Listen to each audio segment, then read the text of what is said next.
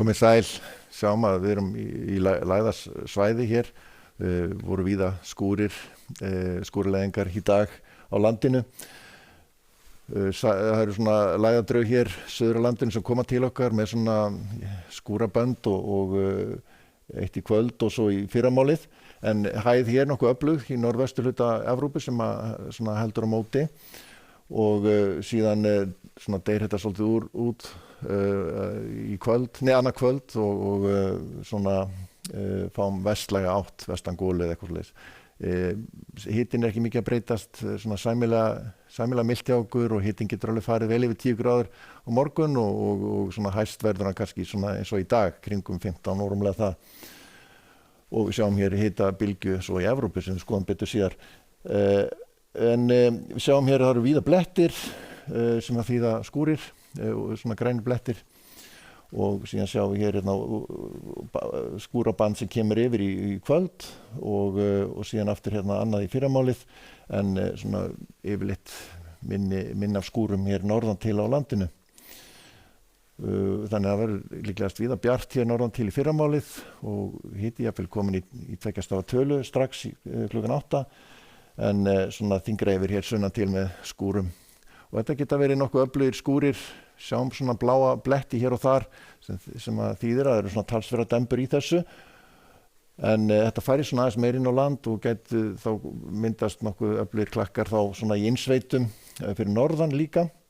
En svona almennt séð svona við ströndina þá nú nokkuð bjart og úrkomu lítið.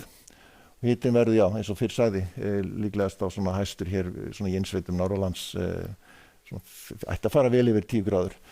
Sjáum þetta deyja svo út annað kvöld, vestlæg átt, vestangóla eða stinningsskóla hér að síðst.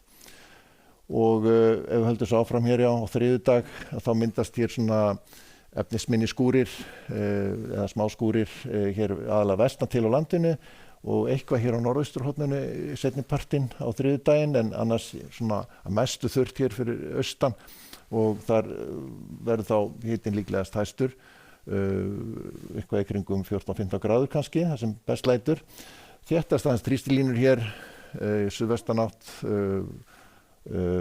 jafnvel strekkingur í þessu, vestast.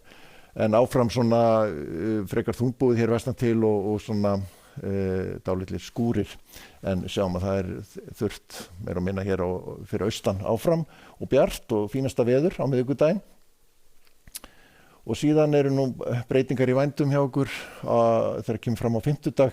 Þessi hæð hér, hún svona fer að gefa sig og það myndast hér nokkuð djúp lægð hér suður af landinu sem sendir til okkur skil og svona er að berjast við kalda lofti hér norður af landinu og svona allar líkur á því að heimskautaloft komi hér til okkar. Og við sjáum að þessi spá gerir ráð fyrir að það verður komið slitta nyrst á landinu hádegisleiti á fimmtudeginum og þetta kalda loft á að hafa vinninginn og svona síga sunnar þegar líður á daginn þannig að það svona gæti þá slittað eða jafnvel snjóað svo á fjallvegum og í fjöll hér norðaustan til og einnig á Vestfjörðum en sunnan til nú svona almennt sé bara rigning. Þannig að það óvissa í þessu ennþá mikil en svona útlit fyrir að komi svolítið kuldakast og hret kannski seinna í vikunni, eða í lok vikunar.